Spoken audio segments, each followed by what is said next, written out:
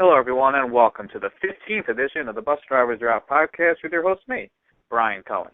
Today, I had the opportunity to speak with one of the key players from this past episode of Rivals 2, Jordan. This is actually the second time I've had a chance to speak with Jordan as we chatted up before at the conclusion of Real World Portland, so it was good to speak with him again, this time getting his thoughts on key decisions from this week when he sent Theresa into the jungle.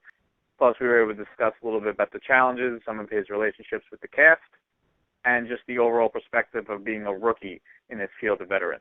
So before I get to all that, let me just first remind you all to follow me on Twitter at BusDriversRoute. Go to busdriversroute.com and subscribe to my YouTube channel so you can hear all these interviews the second I post them. All right, so now let me just get straight down to it. So here is Jordan. All right, so everything's going good by you? Yeah, man, everything's going great. How about yourself? I'm doing well. Thank you. Right on. It's been a while since I've seen you. Be in New York this weekend from Thursday through Monday. The VMAs are in town. I mean, I'm sure you know that, but if you have any backstage passes or something? Well, I mean, a few of us are gonna walk the carpet, but it should be a good time all over the city. Look at you walking the carpet. Unbelievable. I know, huh? Try to shine bright like a diamond. Absolutely. All right. So let me start with this. So going into the season, how much backstory did you know about all the challengers in terms of their relationships, their gameplay strategies, and all that kind of stuff? I knew I knew the big stuff. You know, CT and DM. Everybody knows that. I knew who Ty was. I mean, I kind of knew the gist of it. I know who has been around for a long time, but there were a lot of new faces. So that was a big challenge at the beginning, feeling everybody out. Right. So you said you knew about DM and CT. So do you think that, going back to earlier on in the season, do you think Anastasia really had no idea about them two? Is that even possible? No way. I mean, that's impossible that she did not know. Everyone knows. People who don't watch the challenge know CT and DM are together. So, but I mean, they CT and DM. I will give it to Anastasia though. They did not act like anything was still there. You know, like the whole time, and then all of a sudden after Anastasia and CT got close, CT and DM start flirting. Right. Made it awkward. Yeah. So before the game even started, kind of on the plane over or whatever, did you try to, feel up everyone to see you can be potentially get an alliance with early on? Really, all I could think about was make friends. So I just, play it cool. We didn't even know what the game was going to be, if it was going to be old versus new. So how do you even know who to side with in the beginning like that? So I just went the route of make everyone like you. Just be yourself and have some fun. Mm-hmm. How much did the veterans kind of try to pry at you? Because obviously they didn't know any of your backstory. They didn't see your real world season yet. So how many questions did they ask you trying to figure out just what you're about? Oh, that was that was the whole first week. The plane ride and the whole first week was a lot of time spent with the vets, giving them my backstory, working out with all the old guys, and because guys, we talk in the gym and stuff like that. So just try and associate yourself with them and get on good terms, and then show your stuff in the gym. And before challenges start, that you do have some athletic ability, and let your actions do the rest. Did you think you would be a little underrated, I guess, going into the season, kind of as a rookie? Yeah, definitely expected it. Did you feel like you had that incentive to try to prove yourself really early on, just to show I am a real player here? I tried to go more the route of just keep quiet. Keep your head down, rookie. Make friends with everybody and do well in the challenges.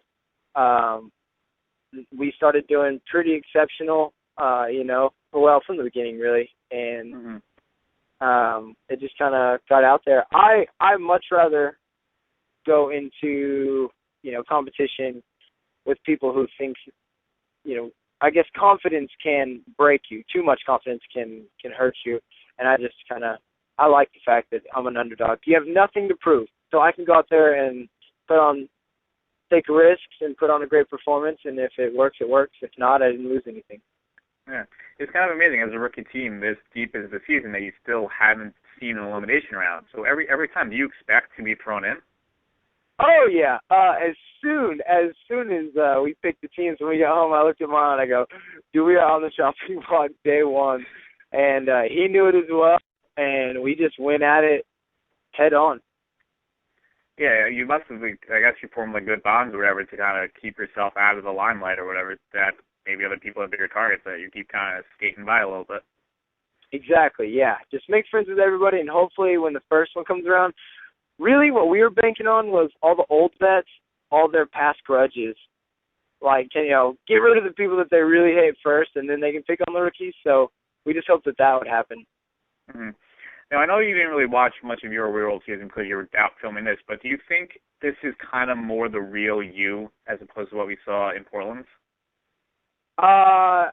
Yeah, I think so. I don't know. In filming the shows, we film with different styles and stuff like that, and the people that we were with, they really brought out a better person. I don't know. It was just much more easygoing vibe with a house of 32 and so many different personalities, as opposed to these 7 people pick to live on purpose to argue. Right. I guess, I don't know.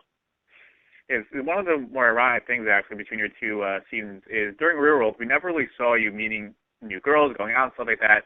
And now in the challenge we've seen you both hook up with Sarah and Jonna. So it's kind of weird that MTV is like depicting you as more of the ladies' men now as opposed to when you were in Portland. So I kind of find that a little weird. Hey, you and me both, brother, because I think you could ask any cast member from Portland. I had a different date every week, sometimes more than one. Like it just, and I mean, there's nothing bad. I didn't really bring any girls up, or didn't really have anybody stay the night. I'm not that kind of girl, Brian. One of those things. Of course. But got my morals. But no, man, I had a lot of fun and met a lot of great girls out there, but they didn't put any of that on there, so it kind of made me look like a square, huh? Yeah. All right, so given these 3 criteria, how would you rank them in terms of the reasons why you hooked up with Sarah and Jonna? Just pure attractiveness, trying to gain political power, and boredom in the house. Okay, Sarah, I genuinely adore Sarah. I think she's gorgeous and smart and funny. So I think that attraction would have been there no matter what situation we were in. And yeah, when you have that much time with somebody, I mean, you obviously get to know them. So that was like genuine attraction, I'd say Sarah. Jonna, her and I, we were both just pretty bored and looking for a friend, and just having a good time. I mean, when in Thailand, Mm-hmm. Do you think that the twist now with the girls voting for the guys, because it seems like, you have a good way with the girls, and so does Marlon, that this is like one of the reasons why you've been able to kind of last, so the guys aren't able to target you? That was a big, huge, that is what saved our lives on the first vote. Literally, if the guys would have got the vote on the very, very first vote, when Rob and Derek went in, we were going in. Like, it was no doubt. Yeah. You hear everybody talking and how everyone's going to vote, and I have DM, she's relaying info from their back lines, and, we knew we were going in, and then when he said that, we were like, oh, snap! So it saved us, and then it started, the girls had already got on the bad side of Rob and Derek, so they just, you keep voting the same way once you vote that way, and that's kind of a rule that every challenge has seemed to kind of take. And I don't know, we got lucky at the very beginning. Yeah. So just looking back at this week with the challenge, the kind of the trivia contest, I guess it was, did you guys have any type of strategy, I guess, when this challenge was laid out by TJ? Like, did you think you would do well? On the trivia one? Yeah. No, We had zero preparation for that, zero anything. We always try and guess on the bus rides over to the challenge. We always try and guess, what's it going to be, blah, blah, because the clue only gives you so much. Right. And so there's ideas and hypotheses flying all over the place on the bus. And so we really didn't prepare for anything. We were just like, screw it, we'll do it when we get there. Bit us in the butt. So that's all we got for the trivia. We went into that blind, and that was the best that we could do. Did they show all the questions that were asked, or did we miss anything? Yeah. They showed everything. Yeah, they showed everything. Okay. So then the biggest moment from this week was kind of the fork in the road moment that you had with the deliberation.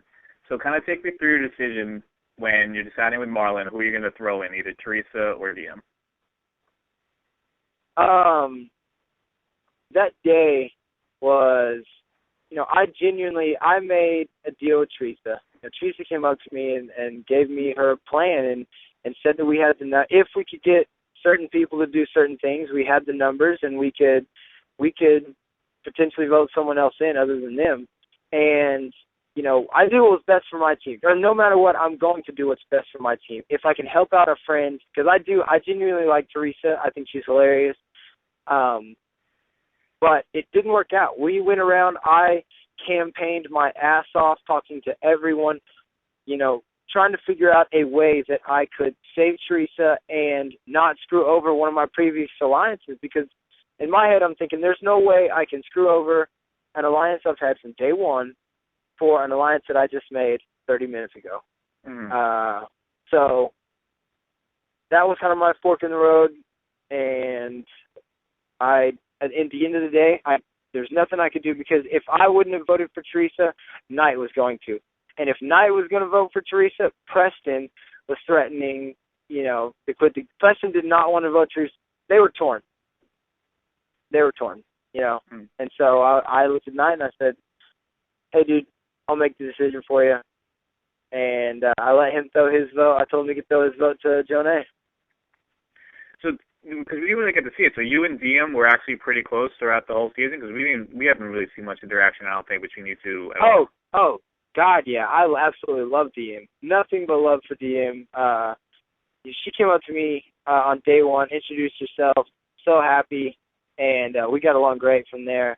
And, yeah, from day one, we agreed we liked each other's style and how we thought each other was going to play the game. And so we said, let's go to the finals together. We said, all right. Mm-hmm. So just to try to play the devil's advocate side, even though you said you guys were close in the beginning, you have to know that as the numbers would dwindle, that she would still probably choose CT and Johnny Bananas over you. So there was no thought to maybe try to stick with Theresa, who maybe is more of a wild card in all this? No, because Teresa's only leverage at this point, really, if she would have stayed, is Leroy. Mm-hmm. That's the only thing. That's really the only other thing she's got on lock. Because there's not a lot of people that really like Jazz too much, and she pisses a lot of people off. So they really didn't have any other guarantees other than that. Right. Because Tyree's gone. That's Jazz's guarantee. Tyree was gone a long time ago. So now their only leverage is Leroy. And to be honest, I didn't think Leroy, at the time, I didn't think Ty and Leroy would be around much longer either. So I have to go with who's going to be there longer that I can even think to bank on, and then I've just got to get myself there. Right. So were you also close with Emily and Paula, if that's the case, too? Oh, God, yeah. We worked out every day together. Love those two, literally. I couldn't say any more good things about her, either one of them. But, yeah, we had an alliance from the beginning as well, and, we tried to, like I said, we're rookies, so eventually it was going to come down on us. So, we just tried to hold our alliances as best we can. Right. So I guess the girls we'd be banking on were Diem, Emily, and Johnny. Those three teams, those are the three you were hoping would have your backs all the way to the end? Yeah, and actually at the beginning it was Sarah and Trishelle. Mm-hmm. Obviously Sarah and I weren't going to ever vote for each other. So, but I still think that Sarah is a competitor that can make it to the finals every single time. Yeah, absolutely. So, I banked on Sarah's show. When they got sent home, then Nani is actually the one who came up to me and said, hey, we see you guys. We know you're going to be a tough team. We think you're going to be here for a while. And she just let us know from the beginning that they got our backs. And I said, all right, well, to be completely honest, Sarah left, so we got a slot on Team Rookies. Mm-hmm. So maybe editing kind of twisted this around, but it seemed like you did kind of get caught in like a little double talk when you were talking with Theresa, saying that, I never said I was going back on my word, when in deliberation you literally said the words, I'm going back on my word. I know, and I think I just worded that wrong. I told Theresa that I was in. I did. Mm-hmm. I said, I'm in, let's do it. But I said, if we can get it, I'm good. I'm good. Let's do it. Let's make a power move. I mean, that was pretty much going to be our power move, and that was going to show our colors for the rest of the game. Mm-hmm. At that point on, we had Ty and Leroy, and we had Theresa, and that was it. And do I really think that they're going to be there that long? I don't know. So I told her that if we could get the numbers, let's do it. I'm in. I will do everything in my power to make this happen. And I could not make it happen. I couldn't make it happen without breaking an alliance. Yeah. Were you and Marlon making decisions together, or were one of you kind of more the leading man? I did a lot of the talking. Marlon definitely had in with a couple of the girls' teams. He was always in with Jemmye. She's adorable. And Nani. Obviously, Marlon and Nani are going to be close. So, But other than that, yeah, I did a lot of the talking. But our biggest thing was keep your heads down. So we just did as little as talking as we could. Mm-hmm. So the jungle, Theresa ended up going home. And it seemed like the challenge was actually close, but on Twitter I saw a lot of people saying that it was actually a blowout, that Camila and Jemmye really dominated. Was it that much of a blowout? Yeah. Well, yeah, they blew them out completely. The first one was pretty close. Or not pretty close, like it wasn't going well. They weren't catching a lot of balls, and then Jess fell. We saw that. And then the second one, Theresa fell 30 seconds into it, maybe. Oh, I don't know. I think she just lost sight of the treadmill or something. But yeah, it was over. Okay. One of the things I noticed at the jungle, on Jemmye's arm, it looked like she had Boston Strong painted on it. So was this during the time of the Boston Marathon bombings, like this jungle or whatever? It had, it was close to that time and everything. To be honest, I can't tell you what days. When we're there, they all blur, and we're there for, if you stay, you're there for a while, and you lose track of time out there. So, right. But it was definitely around that time. We got word while we were out there. Yeah, I was gonna ask, how does that happen? Like, how do you get word of big events that happen? Like, were you able to go on the internet, watch TV when this was all going on, or were you just getting fed updates? The gods from above us, while we're there, they kind of work their magic, and they keep us up to date, and they keep us safe and all that kind of stuff. So, all right. So based on the mid-season trailer, it looks like you and Frank might be getting into something very shortly. Any tease you can offer up for that in the coming weeks? Man, I love Frank, but he is a great competitor, and when two competitors get hot, you argue, you push, you shove, and, we're both competitors, so Frank's probably one of the most athletic guys to ever do a challenge, in my opinion, and we got hot, so we have some words, and it should be pretty good. Yeah. So who on the guys' side were you close to? Because obviously we talked a little bit about the girls, but who were the guy teams you were close to? Man, Zach and I, we hit it off pretty good at the beginning of the game.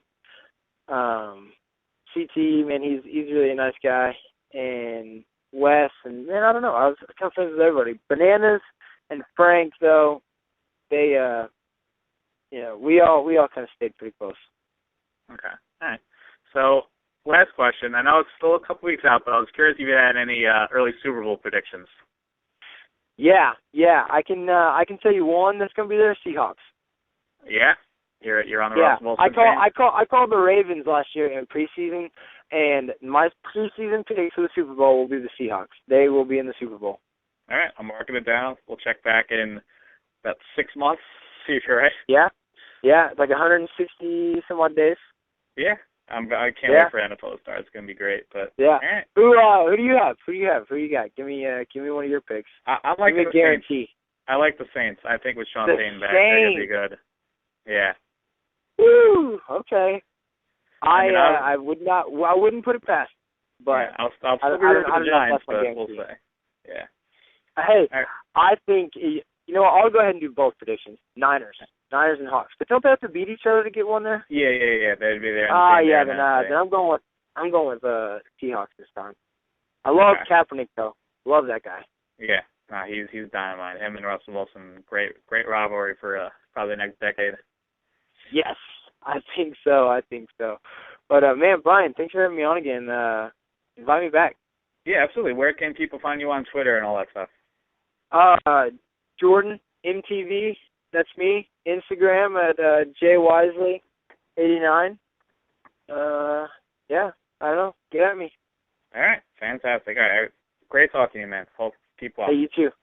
Thanks, Brian. There it is. The 15th edition of the Bus Drivers Are Out podcast is in the books. Hope you'll enjoy my chat with Jordan. So before I wrap things up for today, let me just remind you once again to follow me on Twitter at BusDriversRoute, go to busdriversroute.com, and subscribe to my YouTube channel. That will do it for me. Until next time, have a good one.